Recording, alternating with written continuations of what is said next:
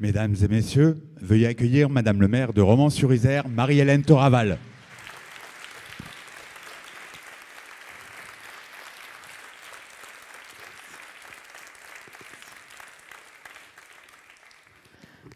Monsieur le secrétaire général de la préfecture, Madame le député, Monsieur le sénateur, Monsieur le président de Valence Romans Agglo et vice-président de la région Auvergne-Rhône-Alpes, très cher Nicolas, Mesdames et messieurs les conseillers départementaux, Mesdames et messieurs les conseillers régionaux, Mesdames et messieurs les maires des communes voisines, les adjoints, les conseillers municipaux, Mesdames et messieurs les représentants des chambres consulaires, Mesdames et messieurs les représentants des autorités civiles, religieuses et militaires, Mesdames et messieurs les chefs d'entreprise, Mesdames et messieurs les représentants du monde associatif, Mesdames et messieurs les agents communaux de Valence et de Valence Romans Agglo, Mesdames et messieurs, chers amis, chers Romanais.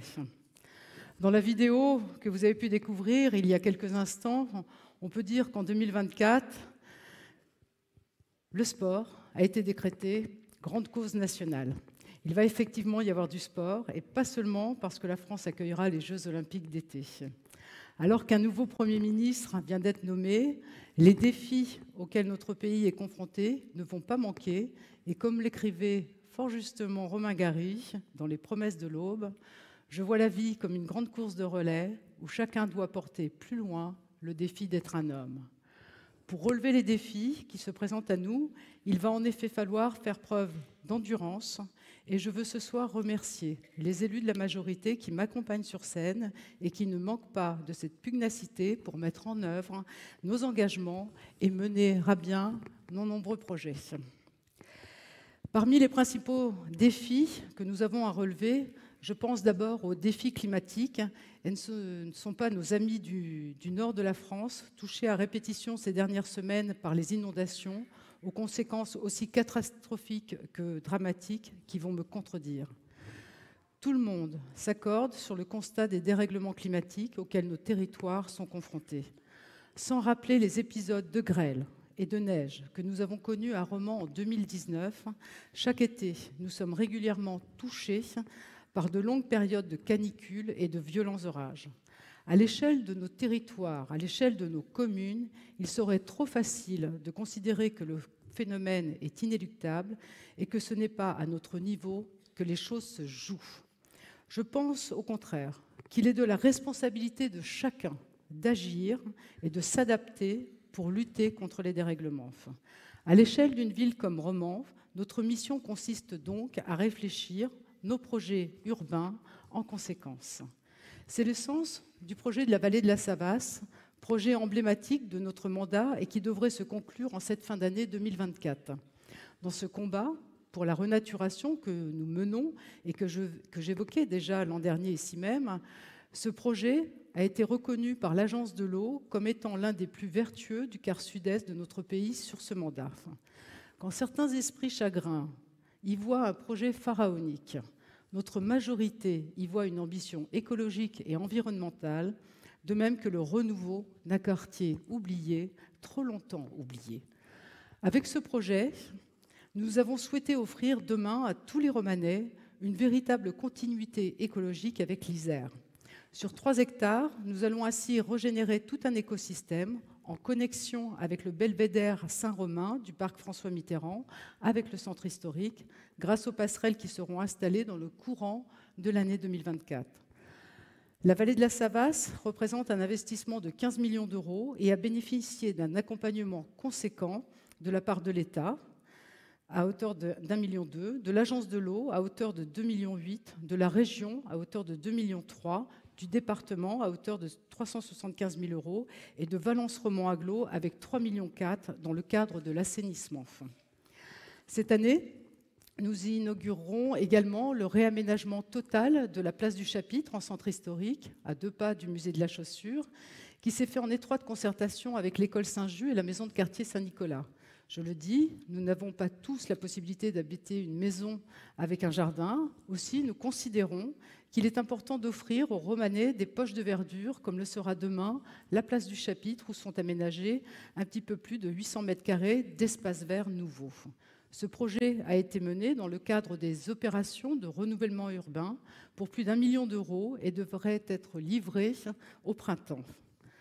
À l'occasion de ce mandat aussi, nous sommes également interrogés sur la manière dont nous pourrions mieux connecter notre ville avec l'Isère. Cette réflexion, nous l'avons eue lorsqu'en application de notre programme, nous avons lancé la restructuration du chemin des Bœufs qui longe les berges de l'Isère sur un petit peu plus d'1,6 km. Notre idée a été de faire de ce site une véritable destination pour tous les Romanais, et non plus un simple raccourci pour les automobilistes. Ils se reconnaîtront.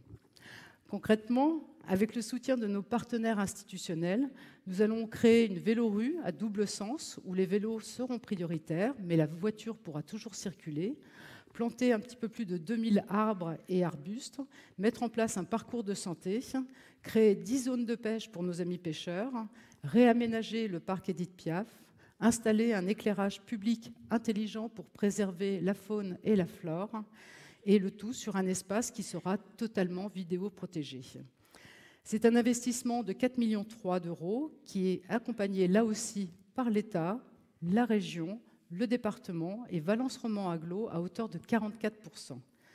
Grâce à ce réaménagement, nous espérons que beaucoup de Romanais pourront profiter en été de la fraîcheur d'une balade au bord de l'Isère, à l'ombre des arbres, dans un espace apaisé et dans un espace bucolique.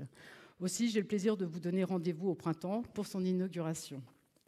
De verdure, il en sera évidemment question dans le cadre du projet de réaménagement et de renaturation de la place Jean Jaurès, qui va entrer dans les prochaines semaines dans une phase très opérationnelle.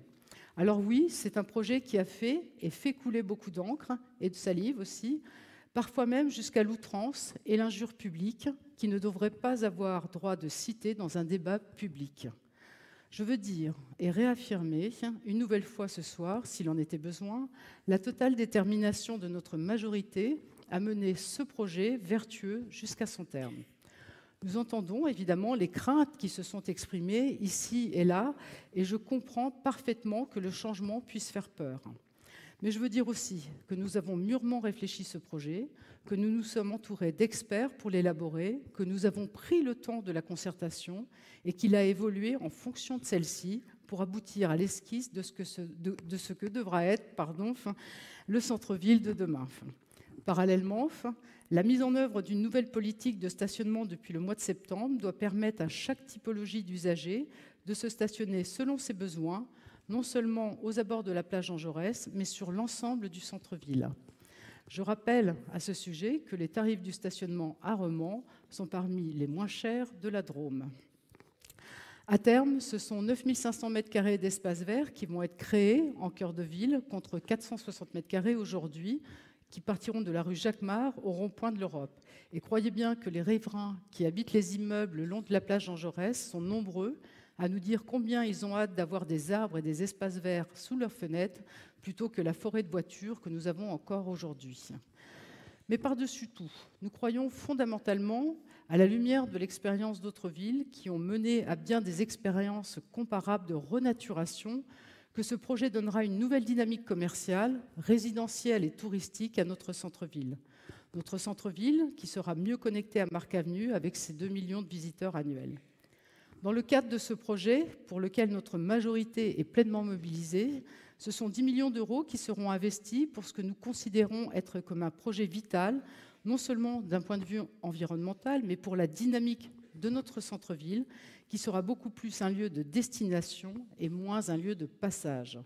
Je forme ainsi le vœu qu'au final, au-delà des conservatismes et des polémiques plus ou moins instrumentalisées, cette métamorphose de notre ville, qui va dans le sens de l'histoire et de la réalité climatique de notre territoire, finira par emporter l'adhésion de tous, et j'en ai la conviction. Je le disais à l'instant, l'attractivité de notre territoire est au cœur de nos politiques publiques, que ce soit au niveau communal ou intercommunal, et nous sommes particulièrement attentifs à l'accompagnement des entreprises et des nouveaux habitants qui arrivent à Romans. Il s'agit là de notre second défi en 2024. C'est ainsi que nous continuerons d'accorder un soin particulier à l'accueil des nouveaux Romanais. Mais au-delà de leur accueil, nous travaillons sans relâche à la ville du quotidien, avec et pour ses habitants. Quand je dis « avec les habitants », ce n'est pas qu'une formule. En effet, les Romanais peuvent contribuer à l'embellissement de notre ville dans le cadre de l'aide au ravalement de façade et aux nouveaux permis de végétaliser, qui sont 2 dispositifs que nous comptons encore développer et encourager et accompagner financièrement. Parce que nous considérons aussi qu'une ville où l'on se sent bien est une ville où l'on se sent en sécurité. En 2024, donc, nous poursuivrons le développement de la vidéoprotection, notamment dans les quartiers résidentiels, avec toujours pour objectif d'atteindre 200 caméras en 2026, conformément à notre engagement. Nous en serons ainsi à plus de 180 en cette fin d'année, et plus personne aujourd'hui ne conteste l'utilité de ces caméras dans la lutte contre la délinquance, et je parle d'ailleurs sous le contrôle des autorités et de Madame le commissaire. En 2024, toujours pour améliorer le cadre de vie de nos concitoyens, nous aurons également un programme de rénovation de voiries ambitieux avec la réfection de 33 rues réparties sur tous les quartiers de la ville, avec l'aménagement de pistes cyclables partout où cela est possible. Et il faut bien avouer que ce n'est pas un luxe. Au-delà de ces 33 rues, nous présenterons dans le courant de l'année un grand plan d'investissement pour la réfection de nos rues qui concernera notamment les voies pénétrantes que sont les avenues Émile Zola, Jean Moulin ou encore l'avenue du Chêne. C'est une attente forte des Romanais, même s'il est toujours compliqué de rattraper un retard pris en la matière depuis plus de 40 ans. Parmi les habitants de ces rues, qui seront refaites cette année, il y a assurément des salariés, des entreprises qui sont implantés sur notre territoire et qui demain le seront. En lien étroit avec Valence Romans Agglo, nous mettons tout en œuvre pour permettre à ces entreprises et à leurs salariés de s'épanouir et de se développer à Romans. Celles-ci sont nombreuses, mais je veux en citer ici quelques-unes qui se développent, prospèrent, investissent massivement à Romans et que nous nous efforçons d'accompagner dans leurs différents projets, dans leurs différentes démarches. Je pense ainsi au développement récent ou à venir de Ravioles Saint-Jean, de Framatome, qui a fait le choix de Romans pour ses futurs développements, de Délifrance, de VTD, de Covestro ou de Courbis. Je pense également à l'entreprise Paco Couture, qui a fait cette année le choix de s'installer dans notre ville. Ces entreprises, et bien d'autres, ont investi près d'1 milliard d'euros sur notre territoire depuis 10 ans, et je tiens à les en remercier. Nous sommes fiers de les avoir, et je veux redire à leurs dirigeantes présents ce soir notre profond attachement. L'attractivité d'une ville se mesure aussi à son offre de commerce. Avec plus de 400 enseignes et des ouvertures très régulières, nous sommes fiers du dynamisme commercial de Romans.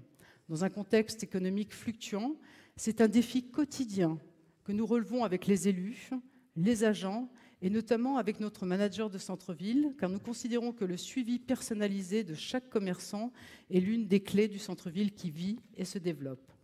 Les dispositifs d'accompagnement que nous avons mis en place rencontrent un succès constant et seront poursuivis en 2024.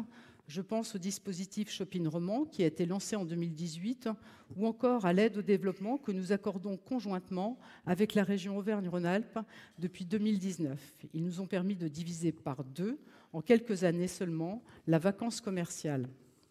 Le troisième défi que je voudrais évoquer avec vous est celui de la jeunesse.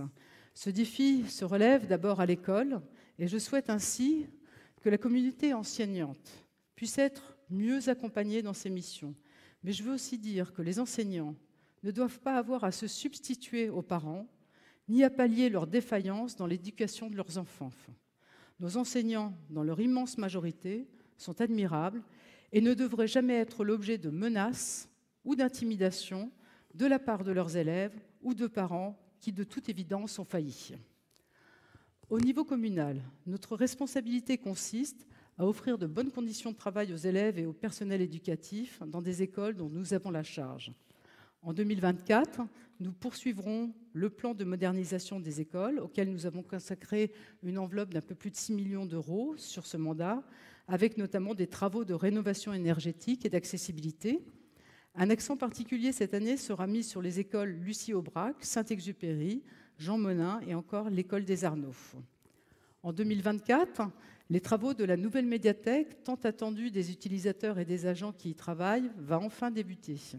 Je remercie chaleureusement Valence Romand Agglo qui réalise là le plus gros investissement culturel du mandat à Romand, de l'ordre de 19 millions d'euros. Cet investissement qui est une nouvelle illustration, cher Nicolas, du partenariat étroit et efficace entre la ville et Valence Romand Agglo que tu présides. Concrètement, la médiathèque s'installera durant l'été et pour le temps des travaux dans l'ex-école de la République. À la fin de l'été, le tribunal de commerce, lui, sera définitivement transféré dans les locaux de l'ancienne trésorerie, rue Bozambeau, que nous allons réaménager pour un montant d'1 million d'euros.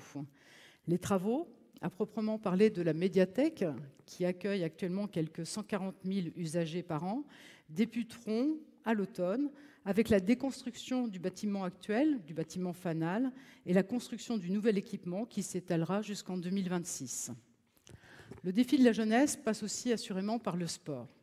Vous connaissez cette citation, « Un esprit sain dans un corps sain ». J'y crois fondamentalement et je souhaite que le sport puisse avoir une place plus importante dans la vie de nos enfants, comme c'est le cas par exemple dans les pays du nord de l'Europe. À Romand, nous sommes quelques 10 000 personnes à pratiquer régulièrement une activité sportive. Notre équipe met tout en œuvre pour inciter à la pratique et nous avons à ce titre reçu cette année le 3e laurier du label Ville active et sportive. Concrètement, en matière de politique sportive, cela se traduit par le soutien de la ville de Romand aux associations sportives à travers des subventions municipales. Ainsi, sur les 1,8 million qui sont alloués aux associations romanaises, la moitié revient aux associations sportives. Nos associations, notre soutien à la pratique sportive passe également par nos infrastructures et par les investissements que nous consentons pour moderniser les équipements existants. Sur l'ensemble du mandat, ce sont 6,5 millions d'euros qui y sont consacrés. Cette année, par exemple, ce sont 1,6 million d'euros qui vont être investis pour la rénovation énergétique du gymnase Aragon ou 450 000 euros pour la rénovation du terrain professionnel du stade Louis Porchier. Avec la création de nouveaux équipements, nous favorisons par ailleurs la pratique. Et je ne voudrais pas être trop désagréable avec ceux qui trouvent toujours à redire, mais c'est tout de même notre majorité municipale qui a sorti de terre, avec le soutien de nos partenaires institutionnels, la piscine Serge Butet, le stade de pétanque Roger Blachon ou encore l'année dernière le projet Terre de Paddle au tennis des Chasses. C'est aussi notre majorité qui a bataillé ferme, notamment avec les assurances, pour obtenir la reconstruction du stade bouliste Émile Gras après l'épisode de neige 2019. Et la livraison de ce nouveau stade est prévue au printemps prochain. C'est notre majorité, là encore, qui portera en 2024 l'aménagement d'un parc sportif de plein air dédié au sport sur le terrain du Maine. Dans ce parc seront notamment installés des terrains de basket, un skatepark, un pump track, le tout dans un espace végétalisé d'un petit peu plus d'1 hectare où seront plantés un peu plus de 2100 arbres, bulbes et vivaces. Cet équipement de plein air, très attendu, représente un investissement d'1,2 million avec le soutien déterminant de l'Agence nationale du sport et à nouveau, cher Nicolas de Valence-Roman Aglof. C'est enfin notre majorité qui portera, avec le département et la région, la construction d'un nouveau complexe sportif en remplacement du gymnase Triboulet. Celui-ci sera édifié à l'horizon 2028 en lieu et place de l'ancienne usine Jourdan. Cet équipement de 3000 m² comprendra un gymnase, 2 salles annexes et un terrain de hand extérieur. L'annonce de ce nouvel équipement a été faite fin août en présence de la vice-présidente de la région, Florence Dubessy, et c'est une excellente nouvelle pour le collège et le lycée Triboulet. C'est aussi un signe important de la volonté de nos 3 collectivités de travailler ensemble dans le cadre de ce projet très attendu par les élèves et les enseignants.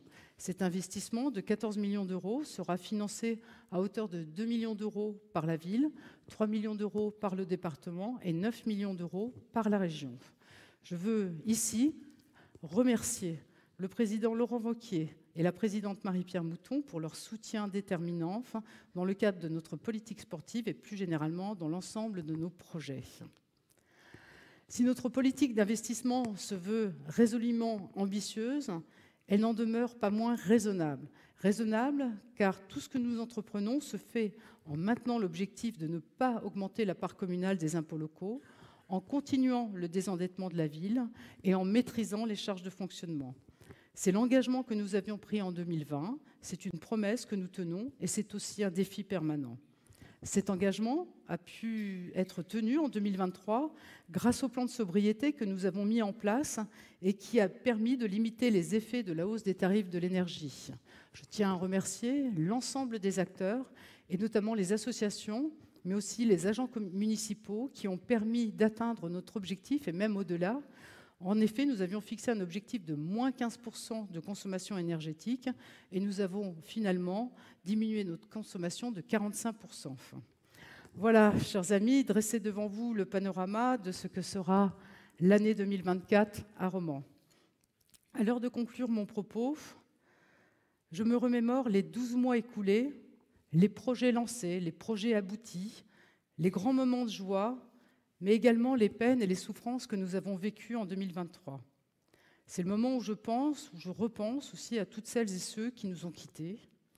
Parmi eux, vous comprendrez aisément que j'ai une pensée plus particulière pour Thomas, arraché à la vie par une bande de sauvages et dont la disparition a bouleversé tout notre territoire et au-delà, une immense majorité de Français. Beaucoup a été dit, beaucoup a été écrit au sujet de ce drame et je souhaite ardemment que justice puisse être rendue et que les coupables, tous les coupables, soient punis le plus sévèrement possible.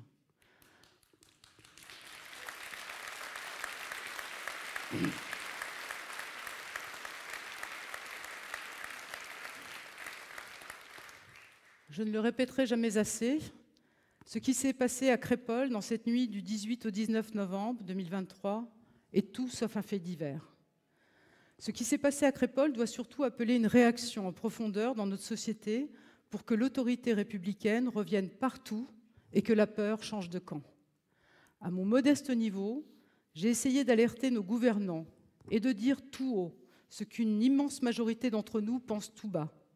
J'ai été menacée pour avoir dit cette vérité qui dérange et je tiens à saluer ici le formidable travail des enquêteurs de la police judiciaire, travail qui a permis d'interpeller rapidement les auteurs de certaines des menaces ou tentatives d'intimidation dont j'ai été la cible. Je tiens surtout à remercier du fond du cœur les milliers de personnes qui m'ont témoigné leur soutien depuis plusieurs semaines.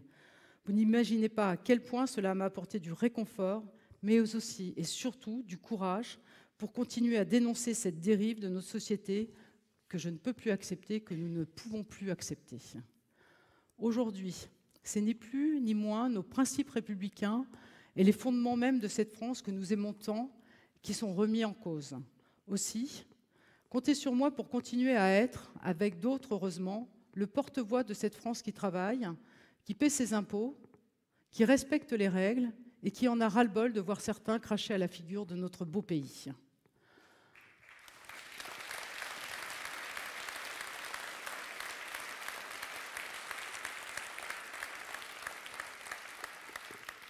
Au-delà de nos différences, je crois que chaque Français qui se respecte doit pouvoir agir au bien vivre ensemble et pour faire société. Il s'agit là de notre responsabilité à la fois individuelle mais aussi collective en tant que citoyens et en tant que peuple. Dans une période où les liens sociaux se distendent, où nous sommes menacés par la perte de repères et de valeurs, par le repli sur soi et par le risque de fragmentation sociale, il convient néanmoins de demeurer optimiste.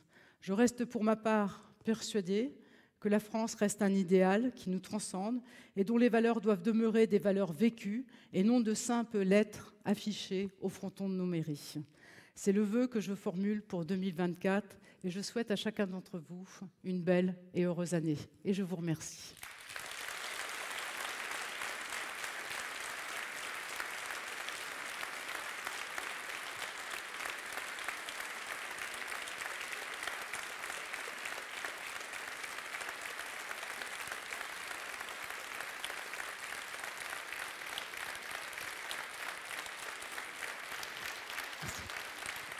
Merci.